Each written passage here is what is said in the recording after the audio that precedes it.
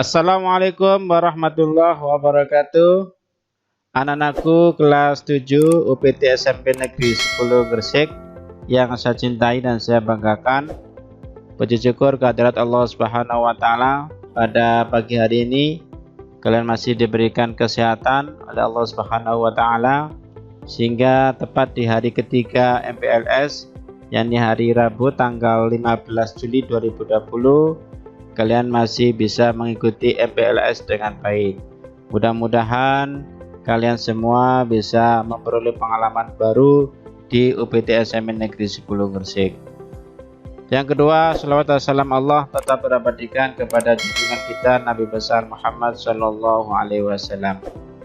Anak-anakku yang saya cintai dan saya banggakan, pada kesempatan hari ini materi yang akan kami sampaikan yang tentang disiplin berlalu lintas dan bahaya narkoba. Ini adalah materi di MPLS hari yang ketiga. Selanjutnya anak-anak, bahwa untuk tata tertib lalu lintas ini kita harus bisa melaksanakan sejak dini, ya. Jadi ada slogan menuju Indonesia tertib, bersatu keselamatan nomor satu. Jadi keselamatan itu adalah nomor satu, bukan kecepatan atau yang lain sebagainya, ya. Sehingga kita tanamkan, kenapa sih kok anak-anak SMP sudah diberikan pendidikan sejak dini tentang keselamatan, ya, tentang budaya lalu lintas, tertib lalu lintas ini sejak dini, maka sangat penting sekali bagi anak-anak semuanya, ya. Jadi sangat penting sekali. Di sini anak-anak, di dalam diri pribadi sampean, ya, di dalam diri pribadi siswa, maka harus ditanamkan bagaimana jadi pelopor nomor satu, ya, pelopor nomor satu tentang keselamatan berlalu lintas. Makanya slogannya seperti ini, ya, biar menuju Indonesia yang tertib, ya. Terus terang kita masih jauh dari negara-negara yang sudah maju, yang mana ketertiban ini menjadi hal yang sangat-sangat diutamakan, ya. Itu anak-anak. Berikutnya adalah tentang bagaimana sih tata cara berlalu lintas yang benar itu, ya. Ini saya mengutip pada pasal 105 UU LLAJ nomor 22 tahun 2009, bahwa setiap orang yang menggunakan jalan ini wajib berperilaku tertib, ya. Ini berperilaku tertib. Ini yang paling utama adalah tertib, ya. Yang kedua adalah mencegah hal-hal yang dapat merintangi, membahayakan keamanan dan keselamatan lalu lintas dan angkutan jalan, atau yang dapat menimbulkan kerusakan jalan. Jadi kesimpulannya anak-anak, untuk yang poin A dan B ini adalah kita diwajibkan selaku pengendara ini bisa berperilaku tertib, ya.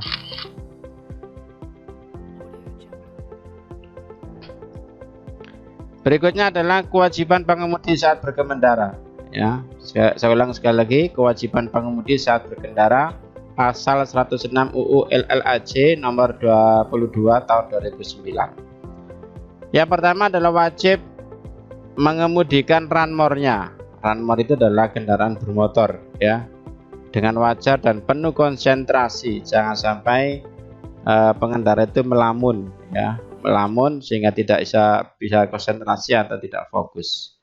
Ini sangat bahaya sekali. Yang kedua adalah wajib mengutamakan keselamatan pejalan kaki dan bersepeda, ya. Jadi wajib mengutamakan keselamatan pejalan kaki. Pejalan kaki ini selain kita yang berkendara motor, ya, tentu juga ada namanya pejalan kaki dan juga pesepeda. Pesepeda itu yang sekarang mungkin hobinya, yang paling ngetren hobi sekarang itu ya gowes itu, ya. Ini harus kita utamakan, ya. Yang ketiga adalah wajib mematuhi ketentuan tentang persyaratan teknis dan layak jalan, ya, dan layak jalan, ya. Ketentuan dan tentang persyaratan harus dipahami, anak-anak, ya, termasuk bagaimana cara memakai helm yang benar dan seterusnya itu. Yang keempat adalah wajib mematuhi ketentuan seperti A, rambu perintah atau rambu larangan. Jadi ada rambu-rambu, ada rambu stop, ada rambu jalan, belok kiri, dilarang belok kiri atau belok kanan dan seterusnya. Kemudian adanya marka jalan, batasan ketika berjalan, ya. Alat pemberi isyarat lalu lintas yang lain, ya, seperti hati-hati, biasanya ada rawan kecelakaan dan seterusnya. Ya, ini harus dipahami, ya. Jadi pemberi isyarat-isyarat lain ini. Yang D adalah gerakan lalu lintas, ya. Gerakan lalu lintas ini biasanya ini dari Bapak polisi, ya. Ya, dari Bapak polisi yang biasanya mengatur pergerakan lalu lintas ada kendaraan bermotor ini agar tertib dan sebagainya. Kemudian yang ke E adalah berhenti dan parkir, ya.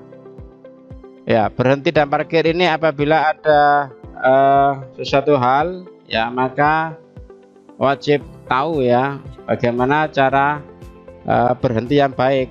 Jangan sampai ketika sampean mau berhenti kok mendadak. Nah, ini bahaya, kasihannya belakang, ya. Jadi berhentilah yang baik, dalam artian mungkin di sen kiri atau di rating kiri dulu baru berkenaan pelan-pelan. Nah, itu seperti itu, ya. Kemudian parkir, termasuk parkir juga, ya. Parkir ini ada ketentuannya juga, ya. Makanya di dalam pelaksanaan pembuatan SIM itu maka ada uji bagaimana cara memarkir yang benar.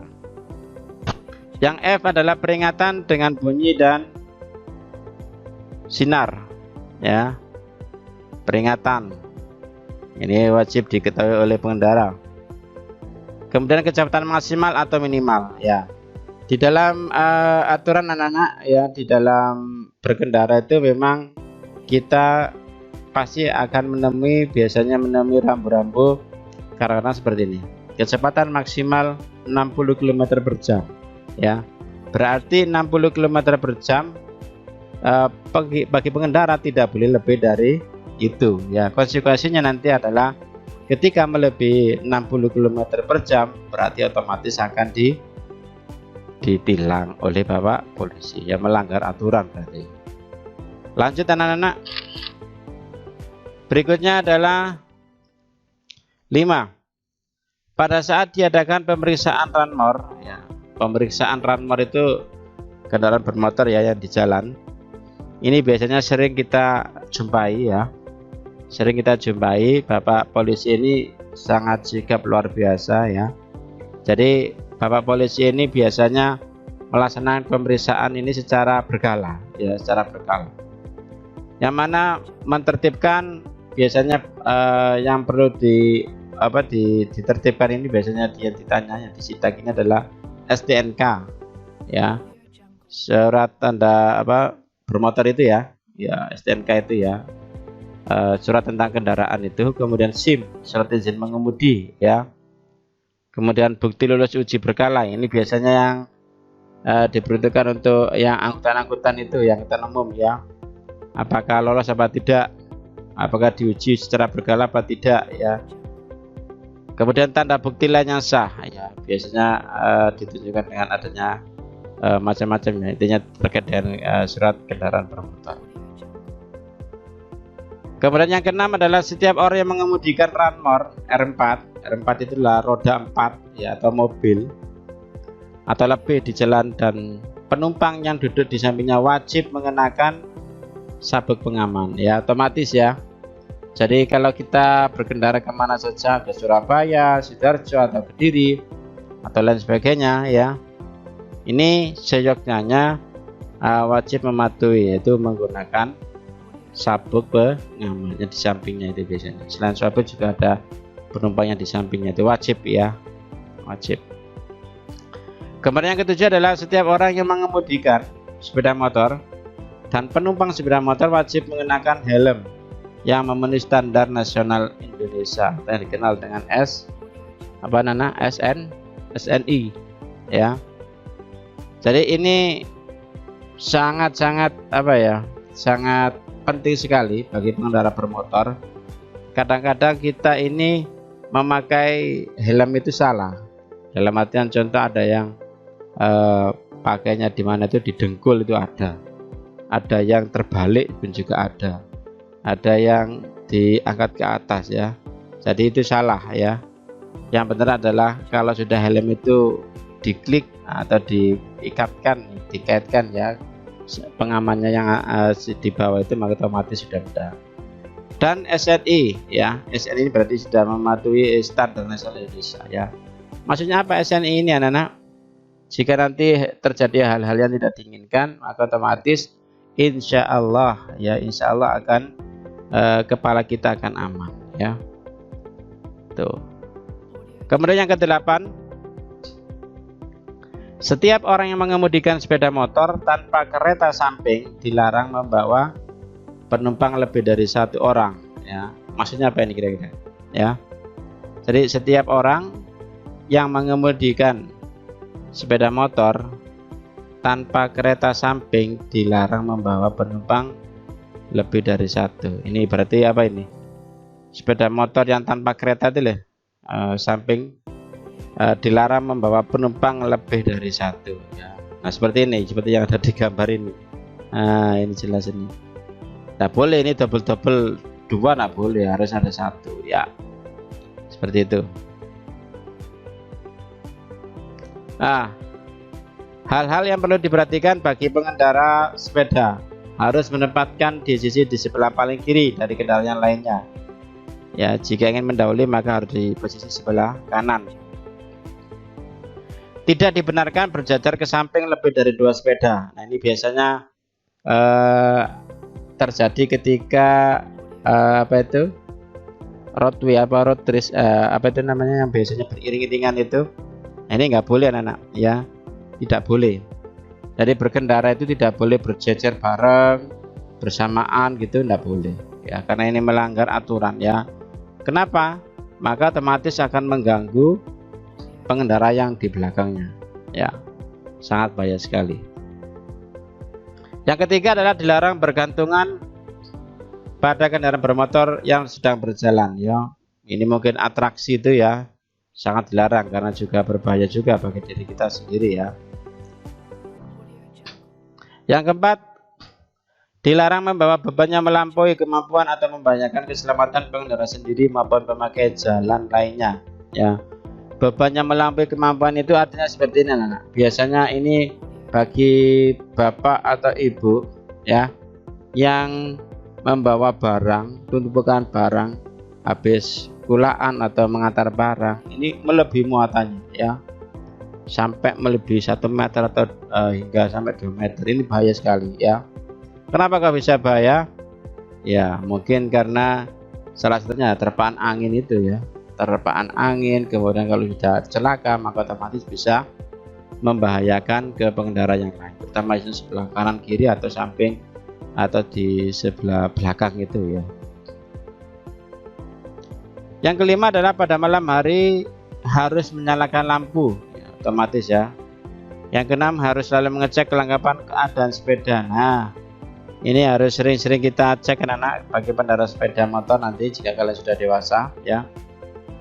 Nah anak-anakku yang saya cintai, saya banggakan ya, untuk aturan di SMPN 10 Gresik ini sebenarnya siswa dilarang membawa sepeda ya. Siswa dilarang membawa sepeda. Namun bisa istilahnya dititipkan di mana, di sebelah utara itu. Ya, jadi sebenarnya sekolah tidak memperkenalkan untuk memperkenalkan siswa untuk membawa sepeda. Kenapa? Karena memang secara aturan bahwa yang berkendara itu harus memiliki SIM, dan SIM itu diperoleh jika sudah usia 17 ya, maka dilarang. Nah berikutnya adalah anak-anak materi tentang narkoba ya. Ada slogan yang mungkin sering kalian dengar ya, mungkin sering sekali kalian dengar ya. Katakan tidak pada narkoba ya, sangat bahaya sekali anak-anak ya. Narkoba ini, narkotika dan obat-obatan terlarang ini sangat bahaya sekali. Ini disimpulkan dengan ganja, suntik, sabu-sabu dan sebagainya ya. Jadi jangan katakan tidak, atau katakan tidak ya. Jangan katakan tidak pada narkoba ya. Ini harus ditanamkan diri pada diri manusia, pada diri seorang siswa ya sejak dini. Ada cukup fenomenal juga ya. terkait dengan meme yang barusan ini ya. Ada istilah micin ya. Apa sih micin itu? Milih cinta narkoba ya. Ini slogan-slogan ya. Stop generasi micin, yaitu milih cinta narkoba. Nah, ini anak-anak, bahaya narkoba adalah perubahan fungsi otak dan gangguan saraf otak, merusak sistem kekebalan tubuh, merusak sistem peredaran darah dan pernapasan, gangguan pada kulit dan hati, gangguan sistem reproduksi, dan insya Allah kalau umat beragama ini nanti akan mendapatkan azab. Nah, ini sangat bahaya sekali anak tentang narkoba ini ya. Yang paling bahaya yang paling atas itu ya. Kalian sebagai siswa kalau sudah terkena efek dari narkoba, maka otomatis fungsi otak dan gangguan saraf otak kalian akan terganggu. Makanya jangan sampai ikut-ikut atau memiliki narkoba ya, apalagi saya mengkonsumsi dan sebagainya. Berikutnya adalah, nah ini pesan moral dari, saya mengutip dari BNN ya, Badan Narkotika Nasional ya. Ini miliknya, slogan dari BNN ya. Pesan moral: katakan tidak untuk narkoba. Kamulah orang yang paling sengsara di dunia bila menggunakan narkoba. Sebab apa? Nah, ini ada beberapa akibat jika kita mengkonsumsi narkoba. Yang pertama, teman-teman menjauh karena sekolahmu hancur, pasti itu ya. Jadi ini mohon difahami anak-anak ya. Jangan sampai sampean mengkonsumsi narkoba. Yang kedua, keluarga berantakan, orang tua kecewa, istri rumah habis. Pasti ini anak ya. Kenapa kok istri rumah habis? Karena narkoba itu sejatinya adalah obat-obatan yang sangat mahal ya.